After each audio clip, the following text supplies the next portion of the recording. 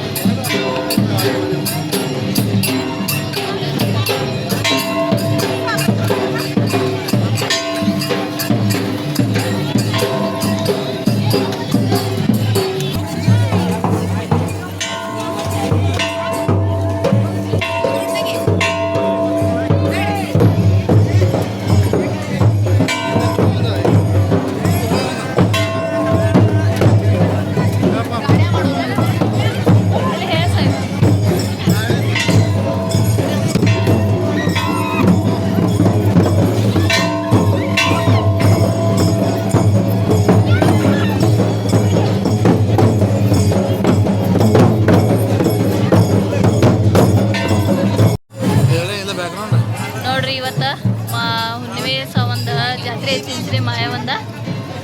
ದೇವ್ರಿಗೆ ಬಂದಿವಿ ನಾವೆಲ್ಲರೂ. ಫುಲ್ ರಶ್ ಐತಿ. ಬರ್ರಿ, ಎಲ್ಲ ದರ್ಶನ ಎಲ್ಲ ಚಲೋ ಆಯ್ತು. ಹೊರಗಿನ ದರ್ಶನ ನೋಡಿ ಮುಖ ದರ್ಶನ ಜನ ಭಾಳ ಬಂದೈತಿ. ಮಹಾರಾಷ್ಟ್ರದ ಜನ ಭಾಳ ಬರ್ತೈತಿ. ಫುಲ್ ಕ್ರೌಡ್ ಐತಿ. ಇದು ಮತ್ತೆ ಜಾಸ್ತಿ ಆಗೋ ಚಾನ್ಸಸ್ ಭಾಳ ಐತಿ. ಎಲ್ಲ ಜಾತ್ರೆ ಇರೋದ್ರಿಂದ ಜಾಸ್ತಿನೇ ಐತಿ. ಜಾಸ್ತಿ ಎಲ್ಲ ಟೆಂಟ್ ಹೊಡೆದಾರ. ಜನ ಜಾಸ್ತಿ ಭಾಳ ಐತಿ. ಬರ್ರಿ ನೋಡ್ರಿ ಹೆಂಗೆ ಜನ ಕೂಡೈತಿ ನೋಡ್ರಿ ಜಾತ್ರೆ. ಇನ್ನು 5 days ಇರ್ತೈತಿ. ಬಂದು ಹೋಗ್ರಿ ಎಲ್ಲರೂ.